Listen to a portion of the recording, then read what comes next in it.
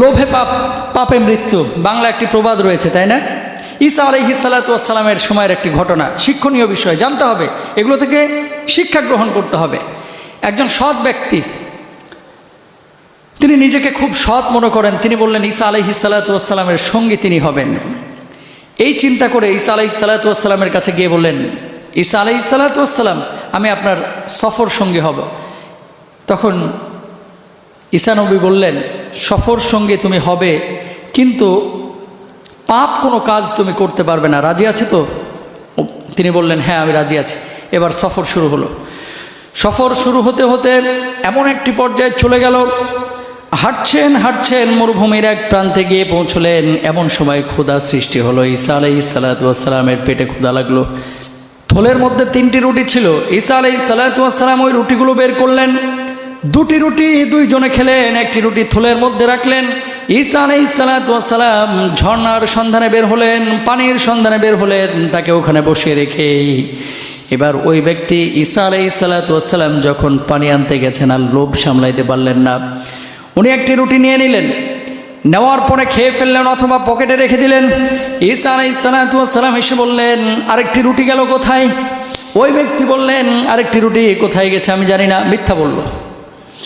যখন এই মিথ্যা বললেন, ঈসা আলাইহিস সালাতু ওয়াস সালাম বললেন, তুমি যে মিথ্যা বলছো, এটা কিন্তু তোমার জন্য একেবারেই জায়েজ নেই, এটা একেবারেই তোমার জন্য জায়েজ নাই, তুমি কেন মিথ্যা বলছো? এই রুটি তুমি নিয়েছো। সে বলল, না আমি নেই নাই। বারবার যখন অস্বীকার করলো, ঈসা আলাইহিস সালাতু ওয়াস সালাম বললেন, যদি তুমি মিথ্যাই বলে থাকো অথবা তুমি যদি স্বীকার না করো, তাহলে তো আমার কিছু করার নাই। এবার চলতে লাগলেন। আবার চলতে চলতে এমন মুহূর্তে দেখতে পেলেন একটি হরিণ ছানা, সন্ধ্যাবেলায় সূর্য ডুববে ডুববে এমন মুহূর্তে ঈসা আলাইহিস সালাতু ওয়াস সালামের সামনে দিয়ে হেঁটে যাচ্ছেন। ঈসা আলাইহিস সালাতু ওয়াস সালাম হরিণ ছানাটাকে ধরলেন, ধরার পরে জবাই করে ভুনা করে এটা ভক্ষণ করলেন। ভক্ষণের পরে হাড্ডিগুলো একসাথে করে আবার আদেশ করলেন, ও হরিণ ছানা, তুমি যেমন ছিলে তেমন হয়ে আবার হেঁটে চলে যাও। হরিণ ছানাটা আবার জীবিত হরিণ ছানা হয়ে তারপরে হেঁটে চলে গেল। ঈসা আলাইহিস সালাতু ওয়াস সালাম ওই ব্যক্তিকে বলল, ওই হরিণ ছানা যিনি আল্লাহ রাব্বুল আলামিন আমার সামনে নিয়ে এসেছেন, হরিণ ছানা দিয়ে আমাকে ভক্ষণ করিয়েছেন, তারপরে আবারও জীবিত করেছেন, যে আল্লাহ এই হরিণ ছানাকে জীবিত করেছেন, সে আল্লাহর শপথ করে বলে, দোহাই দিয়ে বলে তুমি স্বীকার করো, ওই রুটি তুমি কি করেছো? তিনি বললেন, না আমি জানি না রুটির সন্ধান। ঈসা আলাইহিস সালাতু ওয়াস সালাম আবারও পথ চলা শুরু করলেন।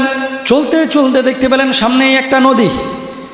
এই নদী পার হওয়ার জন্য ঈসা আলাইহিস সালাতু ওয়াস সালাম আল্লাহ রাব্বুল আলামিনের কাছে দোয়া করলেন, ওগো আল্লাহ, এই মুহূর্তে এই নদী আমি কিভাবে পার হব?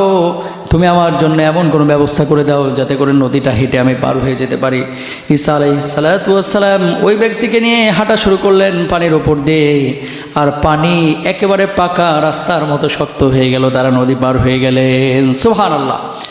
এবার ঈসা আলাইহিস সালাতু ওয়াস সালাম আবার বলল, রুটি কোথায় গেল? তুমি এখনো স্বীকার করো যে আল্লাহ রাব্বুল আলামিন আমাদেরকে নদী পার করে দিয়েছেন, সে আল্লাহর দোহাই দিয়ে শপথ দিয়ে বলে, বলো এই রুটি গেল কোথায়? তিনি বললেন, আমি জানি না।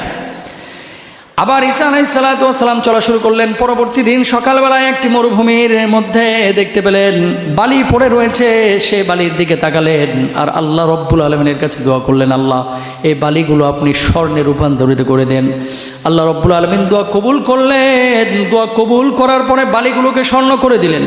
স্বর্ণ করে দেওয়ার পরে ঈসা আলাইহিস সালাতু ওয়াস সালাম বললেন, ওই ব্যক্তিকে, তুমি যদি স্বীকার করো এই রুটি কোথায় গেছে, তুমি যদি স্বীকার করো এই স্বর্ণগুলোর মালিক আমি তোমাকে বানায়া দেব। ঈসা আলাইহিস সালাতু ওয়াস সালামের এই কথা শুনে আর লোভ সামলাইতে পারলেন না। ওই ব্যক্তি তখন বললেন, রুটিটা আমি নিয়েছি, এই রুটি আমি গ্রহণ করেছি, আমি চুরি করেছি, আমি শয়তানের ওয়াসওয়াসায় রুটিটা গ্রহণ করেছি, আমাকে কিছু বলবেন না, এবার স্বর্ণগুলোর মালিক আমাকে বানান। ঈসা আলাইহিস সালাতু ওয়াস সালাম বললেন, স্বীকার যেহেতু করেছো, স্বর্ণের মালিক আমি তোমাকে বানায় দিলাম, কিন্তু আমি তোমার সঙ্গে আর সঙ্গী হব না। এবার ঈসা আলাইহিস সালাতু ওয়াস সালাম একাই চলে গেলেন। কিছুক্ষণ ওই ব্যক্তি স্বর্ণগুলো নিয়ে বসে থাকলেন। হঠাৎ একটি ডাকাত দল যারা ওই দিক দিয়ে যাচ্ছিল, তারা ওই ব্যক্তিকে বললেন, তোমার হাতে কি? এগুলো তো দেখা যায় স্বর্ণ। তখন ডাকাত দল তার কাছ থেকে স্বর্ণগুলো নিতে চাইলেন। ডাকাত দল বললেন, এই স্বর্ণগুলো তুমি কিভাবে পেলে? এই স্বর্ণ কি তুমি অন্য জায়গা থেকে ডাকাতি করেছো? তিনি বললেন, না, এই স্বর্ণ আমি পেয়েছি অলৌকিকভাবে। ডাকাত দল তখন বলল, এই স্বর্ণগুলো তুমি আমাদেরকে দিয়ে দিবা, আর এই মুহূর্তে তুমি যদি একটি কাজ না করো আমরা তোমাকে হত্যা করব। তখন ওই ব্যক্তি বলল, কি কাজ করব? তখন ডাকাত দলের সর্দার বলল, তুমি আমাদের জন্য এই মুহূর্তে কিছু রুটির ব্যবস্থা করবা, রুটি। ওই ব্যক্তির থলের মধ্যে তখনও রুটির কিছু অংশ ছিল, কিছু অংশ খেয়েছে। তো বললো, আমার থলের মধ্যে রুটি আছে, এই রুটিটাকে আপনারা খাবেন? বলল, না, তুমি নতুন রুটির ব্যবস্থা করো কোনো জায়গা থেকে, সেটা যত দূরেই হোক। ওই বেচারা তখন মরুভূমির কিনারা ঘেঁষছে, যেতে যেতে যেতে যেতে একটা মহল্লা পেলেন, যেখান থেকে তিনি রুটি কালেক্ট করলেন।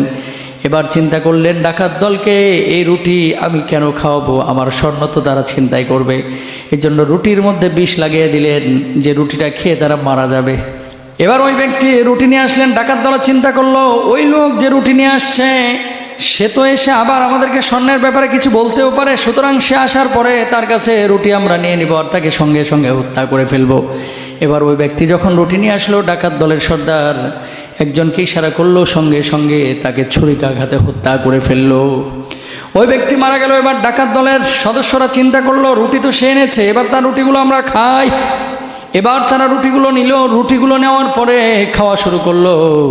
খাওয়া শুরু পরে কিছুক্ষণের মধ্যেই দেখা গেল সমস্ত ডাকাতের সর্দার আর ডাকাত দলের সদস্যরা সবাই মারা গেল। কেন মারা গেল? রুটিগুলো খাওয়ার পরে দেখা গেল ডাকাত দলের সমস্ত সদস্য মারা গেল। মারা যাওয়ার পরে স্বর্ণের জায়গায় পড়ে থাকলো। ওই ব্যক্তি ঈসা আলাইহিস সালাতু ওয়াস সালামের সঙ্গে যিনি ছিলেন তিনিও মারা গেলেন, ডাকাত দলের সমস্ত লোকগুলোই মারা গেলেন। পড়ে থাকলো শুধু স্বর্ণ। কি বোঝা যায় এই ঘটনা থেকে? লোভে পাপ, পাপে মৃত্যু। সত্য মুক্তি দেয়, মিথ্যা মানুষকে ধ্বংস করে। আসিদকু ইউনজি ওয়াল কিযবু ইহলিক।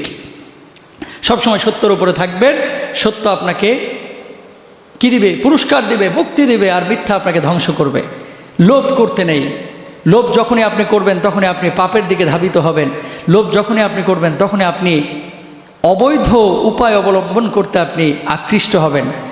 আল্লাহ তাআলা আমাদের সবাইকে বোঝার তৌফিক দান করুন। আমিন। আসসালামু আলাইকুম রহমতুল্লাহ।